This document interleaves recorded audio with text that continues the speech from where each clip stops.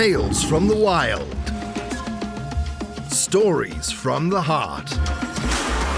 A journey into the mind and soul of fired-up business professionals where they share their vision for the future. And hear from a different non-profit organization every month as they create awareness of their goals and their needs. Dive into a world of untamed passion as we join our host, Shireen Buerta, for this month's episode of Friends from Wild Places. You know, talking about that, right? You're a mentor for the next generation of law enforcement, lawyers and criminologists through Alpha Phi Sigma, I think you mentioned.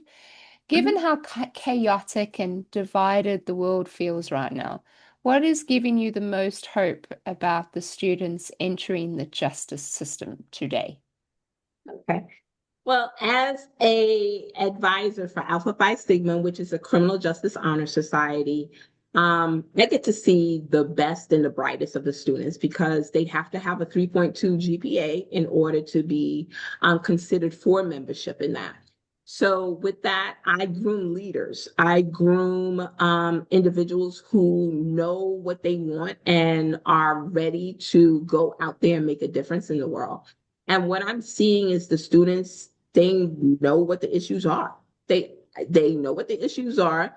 They know what needs to be done. They know what's at stake. And many of them, and not being, pie in the sky unicorn thinking, they know it's going to be an uphill battle in changing institutions, just themselves. But they understand that they can bring about a change on an individual basis by being a different kind of officer, by being a different kind of criminal justice professional. And I give my example when I was, I think, a week on the job. I was shadowing a senior probation officer. She was training me. And, all week long, I'm following, I'm taking notes. And then, I think it was like on a Thursday or Friday, she said, okay, now you're ready. The next person that comes in, you take over, right? So like, okay, I could do this, right? So I sat there and I interviewed him and it went well, right? So my day ended and I'm getting ready to go home and I'm standing on the platform of the A train and I turn around and I look and I see somebody that looks familiar to me, but no one should look familiar to me because this is my first time in this area, right? It was an area of Brooklyn. So why is anybody looking familiar to me? So I realized that this person that looks familiar to me, I've seen this person. I interviewed this person earlier that morning, like 9 o'clock in the morning, and interviewed him. It's now 4 o'clock in the afternoon. And it was like a light bulb went off. And I said, oh, wow. If I didn't recognize him and he recognized me, and I was just a sour type of individual, really nasty, right? Could he have pushed me off the platform, right? Because he wanted to get back at me for being such a nasty probation officer.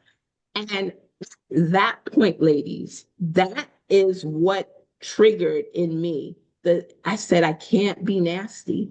I need to be a respectable probation officer. I need to respect these individuals who are coming in. Many of them have made bad decisions, but that does not negate their humanity. They're still human. And they still deserve a measure of respect, regardless of what I think about what they did. I've had sex offenders on my caseload. I've had people who robbed, people who assaulted, people who stole stuff. Regardless of who's coming in before me, I give them a measure of respect, right? That's due them because I'm a professional. And this is what I drill into my students, regardless of what you see out there in the field. Be the professional. That's how we bring about change, because you see a lot of times now that there are some law enforcement professionals out there who are not professional.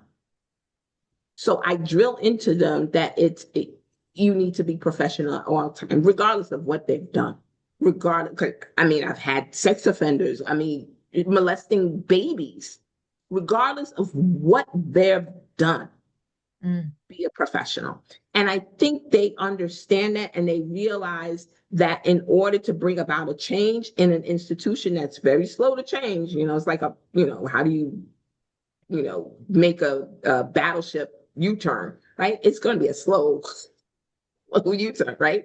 So they realize that change has to begin with them, right? Once they can hold on to their ethics, once they can hold on to their professionalism, change will happen. But they have to hold on to it. They have to hold on to it. So yeah, a lot of them say, yes, I want to do it because, this is what I believe in. This is the change I want. And I tell them the realities of it as well. Mm. Sure. Thank you, Nancy. Isn't that beautiful? Wow. Yeah. Tanya, do you want to ask Nancy anything else before we move on to the nonprofit? Yes, actually, well, I have two questions, Nancy. So one is, so in hearing your work, your day-to-day, like either, previous before you got into academia, now that you're a professor, well, let me just project. It seems like, it's a very heavy topic at times, dealing with the types of cases, the types of people, the types of offenders, all these situations. How do you escape from that? Like, what do you do in your spare time or free time, or what brings you joy, just to see the good in you people, as opposed to all the criminals out there and, like all the things going bad? Like, what sparks joy in Nancy? Hanging out with my girlfriends spark joy. Volunteering sparks joy. I'm usually, if I'm not teaching or in the classroom somewhere, somehow, I am volunteering. And that recharges my battery because now I get to give back to society. I get to give back to my community, and that uplifts me. So whether it be unhoused advocacy, whether it be Feeding South Florida, whether it be making strides against breast cancer, I'm out there giving back, and then that recharges me. And so then I could come back into the classroom and say, okay, guys, let's go again, right? And also hanging out with my friends, one-on-one, just, venting and just being encouraged and just receiving love and light. And that recharges me. Yeah. Yeah. Interesting. So, and along your journey, Nancy, has there been any like trials or tribulations that maybe you could share with your listeners? I don't know, any personal challenges, health challenges, anything that's kind of come your way that maybe, like you had to stop for a moment? And if so, how did you overcome that, or through it, I should say, if anything? Sure. Currently, I am a 15-year breast cancer survivor. Warrior, I like to say, and that stopped me in my tracks. It really did stop me in my tracks. What I've learned from it is that I need to take better care of myself, and I have been on that journey of self-care ever since, because I think I was putting everything and everyone before myself. I was putting my marriage before myself. I was putting, my career before myself. I was putting everything before myself. And that did not allow me to take the time to really take care of my health. And that's partly why I'm part of the Making Strides for Breast Cancer, because I wanted other women to understand that it's necessary, it's important, it's imperative that you stop and listen to your body and heal your body and heal your spirit with good food, good nutrition, exercise, go outside and walk, right? There's so many research that says that going for a walk not only heals the mind, but it also heals the body. Just go for a walk, go outside, go to the beach, go to the forest, go to a park, right? And understand your body, understand yourself so that you can be able to give, right? So we can't give from an empty cup. Our cup has to be full first, right? In order for us to give. But many of us are giving from empty cups, and we women suffer the most from it because our cup is empty. We don't have anything there to sustain us, and our health suffers greatly.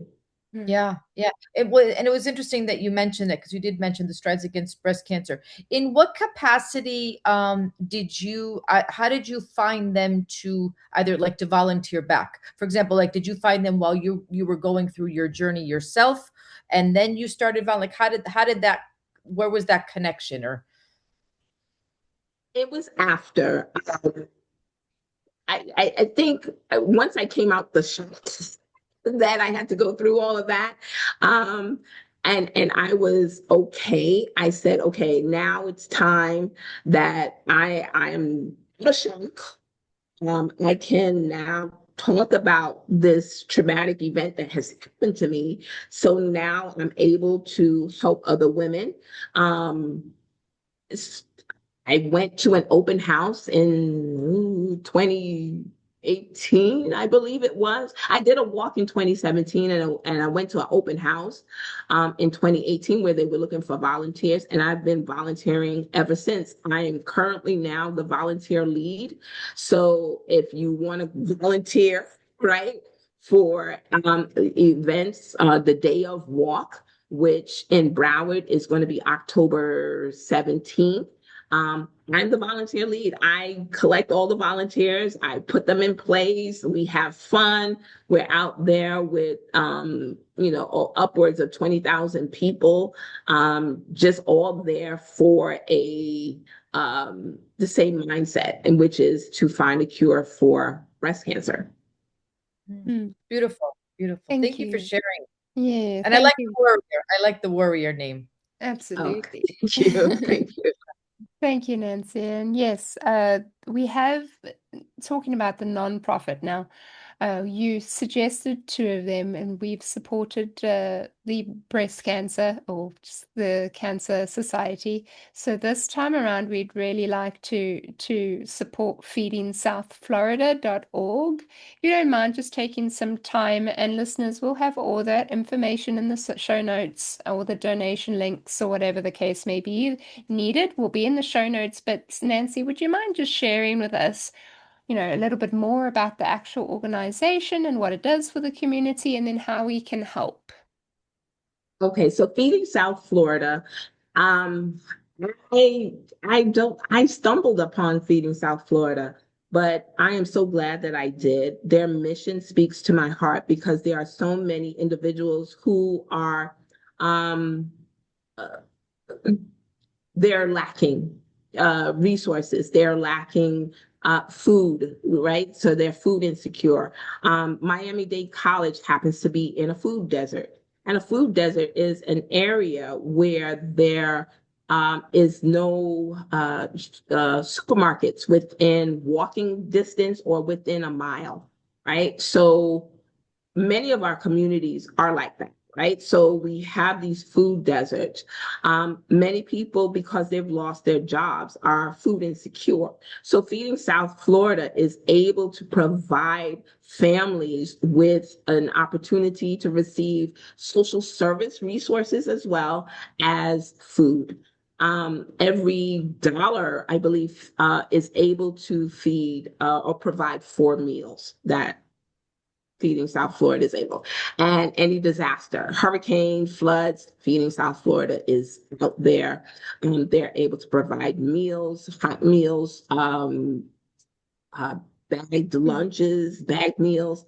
They're also able to give support to families who maybe, didn't think that they would be in a position, right? Many of us, the economic status has changed a lot in society, and Feeding South Florida is able to do that. Mm. Making strides for breast cancer. If anyone, many of us have been affected by some sort of cancer, right? And many women, I believe the statistics is 1 in 8 women will be diagnosed at some point in their lifetime with breast cancer. It does not only affect women, but also men can be diagnosed with breast cancer as well. Self-checking is very important. Do your monthly, bi-weekly self-check. If anything seems off with your body, be your advocate, right? Regardless of your age. Many times, women go undiagnosed because they say, oh, no, you're too young for breast cancer, right? Be your advocate. Shout from the ceiling, shout from the rooftop. There's something wrong here. Men, just because you're a man, you can be diagnosed with breast cancer. Feel, touch, know your body, know what it looks like, know what it feels like. So it's very important. We're the Making Strides for Breast Cancer Awareness Walk happens in Miami-Dade. It happens in Broward. And it happens in Palm Beach County, and all states have some form of Making Strides for breast cancer. We're looking for a cure. Our goal for Broward this year is $1 million. I believe that we can raise $1 million. We got close last year, in the 800,000 range. So the websites are there. Click on it. You can support. Your donations are greatly appreciated. Know that with these two organizations, upwards of 90% of your donation goes to actual research or goes to actual people who are being served in the community. It does not go to overhead. Oh, that's over 90%. Wow. Thank you. Thank you. So listeners, if you have some time, go look at the show notes, click on the links, go check it out, find some more information on those organizations, and take the time to donate and help somebody. Help somebody. It's really goes a long way. A little does go a long way. So with that, let's get into the little bit more light-hearted part of the podcast. So we're going to play a little bit of a game, Nancy. Today's game will be 2 truths and a lie.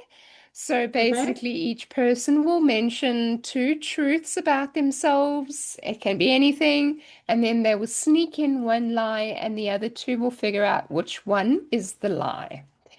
So with that, who would like to go first? I have to put one together. Hold on a second. Help me. I'm like, uh-oh. All Truth, right. sir. Gotta come up with a lie here. So Okay, let me go ahead then. Let me go first. So, I have 1 sister and a brother. I walked 900 kilometers through Portugal and Spain consecutively, just walked straight through. And I was born in Africa, right, which is the lie. wow.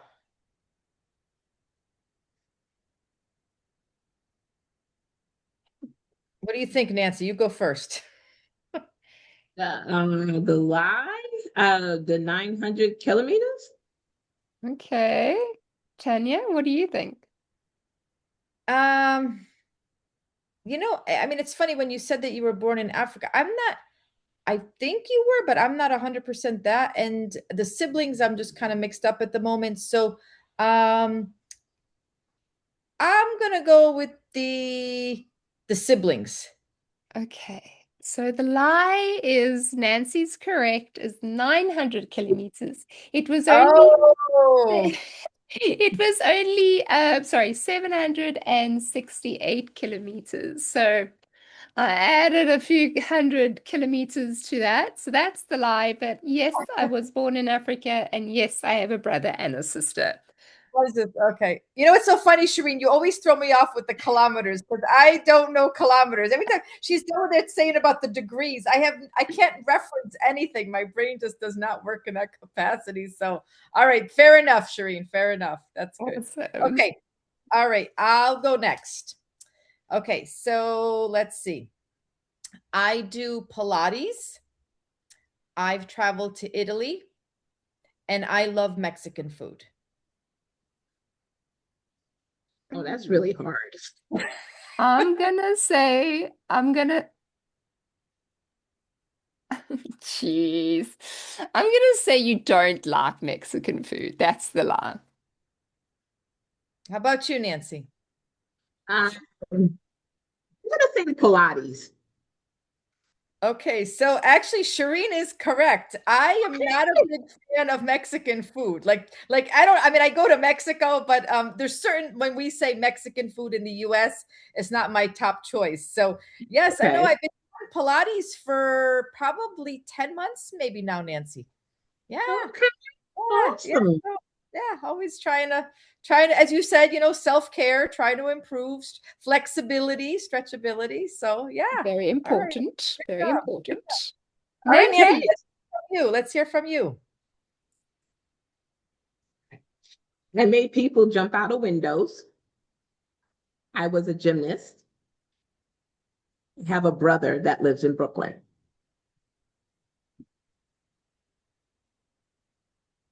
What was the first one? You helped people jump out of windows? I made people jump out of windows. You made people jump out of windows. I was Shireen, a gymnast. Yeah. I have a brother in Brooklyn. I'm gonna say the first one. I'm gonna say you made people jump out of windows is the lie. Okay. I'm just gonna go with the second. I don't know if the gymnast, I'm not sure. I'll just say that one. I don't look athletic. What are you saying? No. No, that's no. We're just right. So the lie, Tanya, is I was not a gymnast. Okay. I was not. It's nothing to do with Nancy. It has nothing to do with luck. We're just, you are a beautiful, I know. Whether you are a gymnast or not. I did. Well, people jumped out the window. All right. Whether I made them, yeah. As a fraud investigator, I had to go door to door, looking for fraud, looking for anytime they saw me coming, hear me coming, saw my badge, some people would jump out the window. And they would go because they know they were about to be caught. So instead of being caught, many of them just left and they left out the window. Wow. That's fun. But that's like that should be like the title of your book. I don't know if you've written a book, but that could be one of the titles of the book. I agree. Listeners, thank you so much for joining us. I'm so sad to say we've come to the end of our podcast, but we're just going to take some time. This is the time when if you really are inspired or you have any questions for us and you want to reach out to any of us, we're going to just take a moment now and let you know some of the places you can contact us. So Nancy, do you want to let the listeners know where they can find you? I'm on LinkedIn. If you type in Nancy Alleyne, it'll pop right up. Hit me up. I would love to connect with you on LinkedIn. Nice. Tanya? Sure. Same place, also on LinkedIn. And just to give a shout out. So I am a full-time professor at Miami-Dade College in the funeral service education program. So if anybody's interested in learning more about that, I also serve as a senior placement specialist, matching people with communities who can no longer live alone. The most popular population that I do work with is usually the Alzheimer's, Lewy body dementia, cerebrovascular dementia. So I cover the east and west coast of Florida. There's no charge to utilize my service. We get paid directly by the community if we make a match. And lastly, I serve as an expert witness quite regularly for funeral home and cemetery cases. So if anybody has any issues, either it could be an attorney or a family, whatever side, I'm happy to serve as long as I'm speaking for the voiceless. And how about you, Shireen? Awesome. Thank you, ladies. Yes, you can find me on LinkedIn Instagram and Facebook. Shireen's bookkeeping is also found on each of those socials as well as LinkedIn. Friends from Wild Places. This is why you've come. You can find us on all the live streams, Deezer, Apple iTunes, Spotify, anywhere you can stream your podcasts or your music. You just have to search for Friends from Wild Places and then you'll find us. We're also on YouTube, so if you want to see our faces and hear us, you can go there. Please leave a message. Tell us what you think. Leave a review. We really appreciate your feedback. Well, we do have a website, which is friendsfromwildplaces.buzzsprout.com. That's friendsfromwildplaces.buzzsprout.com. You can find us there as well. And with that, thank you so much for listening. And remember, you got this, and stay wild. Bye, guys. Bye, everybody. You've been listening to Friends from Wild Places with Shireen Buerta. Be sure to subscribe to the podcast from the links to catch every episode and unleash your passion.